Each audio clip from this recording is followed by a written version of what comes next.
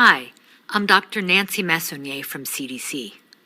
I'd like to give you the latest update on the novel coronavirus spreading in the U.S., known as COVID-19. As of Sunday evening, March 8th, 34 states, plus New York City and D.C., reported more than 500 cases. While right now our most affected states are California and Washington, the number of affected states, cases, and deaths will continue to rise. That's why I'd like to talk to you about risk. Risk can be looked at in two ways. There's risk of being exposed and getting sick from this virus, and there's risk of getting very sick or dying from illness with this virus.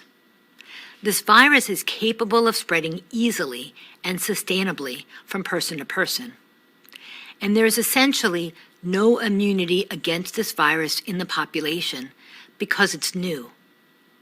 Based on this, it's fair to say that as the trajectory of the outbreak continues, many people in the United States will at some point in time, either this year or next, be exposed to this virus, and there's a good chance they will become sick.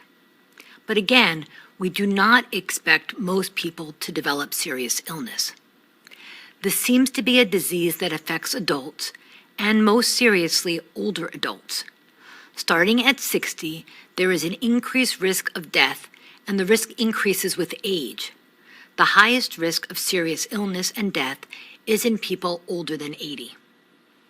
People with serious underlying health conditions also are more likely to develop serious outcomes, including death. I'd like to go through our recommendations for people at highest risk. Make sure you have supplies on hand, like routine medications for blood pressure and diabetes.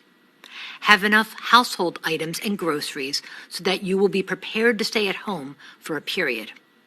Avoid crowds, especially in poorly ventilated spaces.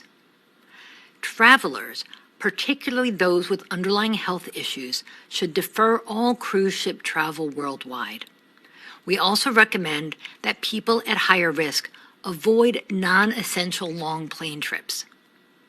Last and most important, know what's going on in your community.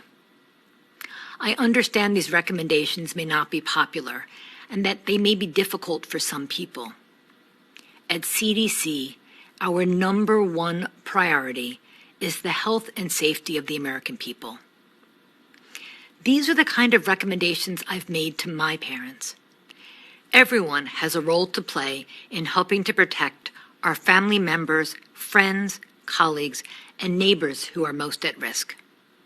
Check CDC's website for the latest information, cdc.gov/COVID-19, and know what's going on in your community. Let's work together to protect each other.